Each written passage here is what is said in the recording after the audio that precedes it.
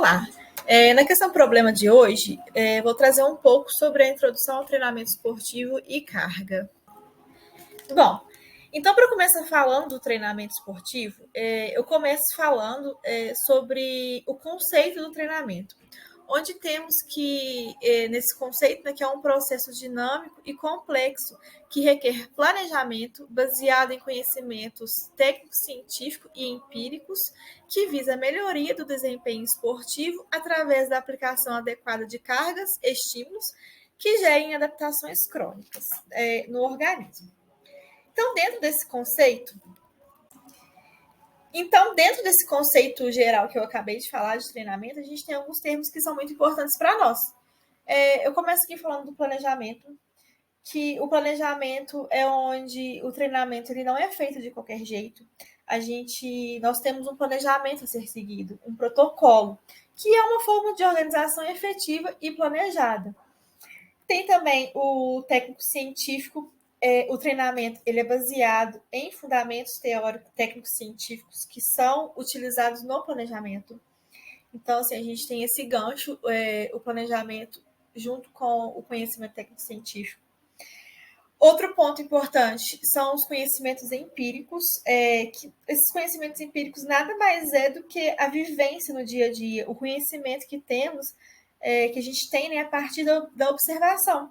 E a percepção do ambiente onde o treinador ele está inserido. Lembrando que a base é o conhecimento técnico-científico, né? Mas o treinador que usa os conhecimentos empíricos, essa intuição, ele vai se destacar. Quando somam os dois, o conhecimento, a vivência do dia a dia e o conhecimento técnico-científico, esse treinador ele se destaca. Outro ponto que a gente tem é a melhoria do desempenho.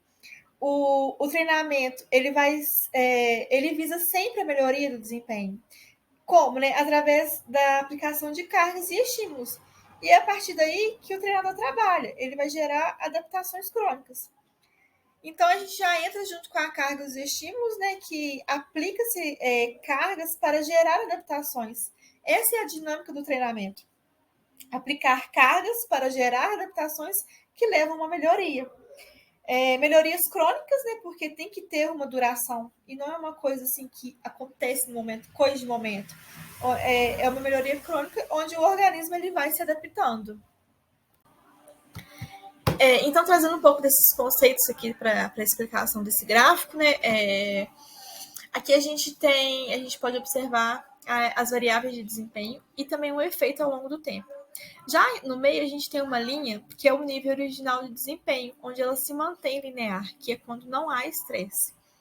E aí, no início da atividade, no início do exercício, temos o estado de alarme, que é quando se tem uma carga influenciando, o que faz com que esse nível de desempenho diminua até atingir um ponto mínimo, atingindo então o estado de alarme. E nessa fase, a gente vai ter então um efeito agudo. E aí, depois dessa fase, a gente vai ter uma supercompensação, que é onde o organismo ele vai apresentar uma resistência. O desempenho vai começar a subir, ultrapassando essa linha original do desempenho, que é onde atinge a supercompensação. E aí, após atingir esse ponto, os níveis eles começam a diminuir, chegando na fase subaguda do treino. Então, novos estímulos começam a ser recebidos, o que gera outras supercompensações, que é o efeito crônico, onde há uma melhora no desempenho. Então, de forma em que esses estímulos são gerados, há adaptações em todos os níveis de treinamento. Então, assim, né, quando um agente estressor ele é aplicado, o comportamento ele vai mudar. Primeiramente, vai acontecer uma perda funcional que vai desencadear um estado de alarme. E aí, posteriormente a isso, o organismo ele reage e ele entra em um estado de resistência, fazendo com que aconteça uma elevação do nível funcional, até ultrapassar o estado normal anterior, que é a supercompensação, onde o nível funcional é maior, né, do que o basal. E aí a gente pode entrar no estado de exaustão, que pode acontecer de imediato ou a longo prazo, que ocorre quando esse estado de exaustão, né, ele ocorre quando é aplicado uma carga, e aí o organismo ele entra em estado de alarme, porque a carga foi indevida. e não entra em estado de resistência, e sim em colapso, que é o estado de exaustão. Pode ser um overtraining, gerando uma lesão. Outra condição que pode acontecer é quando não se aproveita adequadamente a elevação que houve após esse estado de resistência e deixa o organismo voltar ao nível basal. Ele não volta linear e sim oscilando.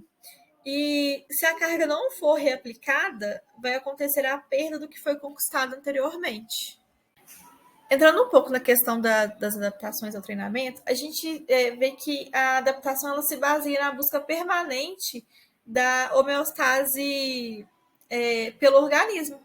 A homeostase é um estado de equilíbrio estável que é mantido entre os sistemas do organismo. Então, a gente entende como um estímulo que é dado ao organismo gerando uma resposta do nosso corpo. Então, as adaptações elas ocorrem em todo o período de treinamento, desde o iniciante até o avançado. O que acontece são as diferenças em cada estágio, uma vez que iniciantes têm uma margem maior para as adaptações. Isso se dá devido aos graus de normalidade. E, nesse caso, para que as adaptações aconteçam, os estímulos não precisam ser muito. Então, na medida em que a pessoa ela vai avançando no treinamento, o sistema vai se adaptando aos estímulos. A adaptação ela é um processo contínuo. Então, quando nos deparamos em um ambiente onde temos futuros profissionais em estágios de estudos diferentes e que não estão conseguindo se comunicar ali na dinâmica do treinamento, aí é necessário a gente intervir.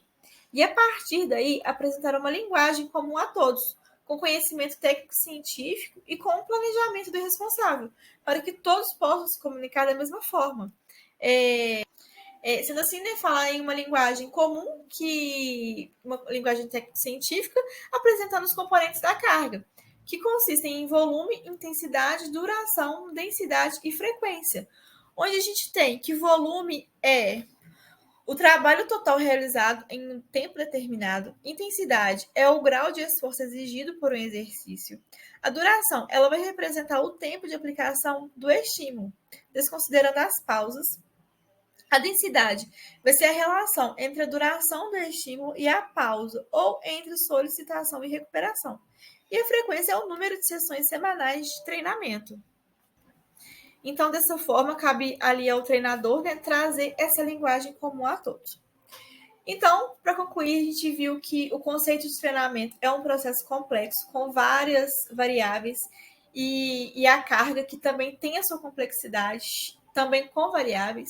E o processo de treinamento ele vai estar centrado nessa aplicação das cargas para melhoria do desempenho.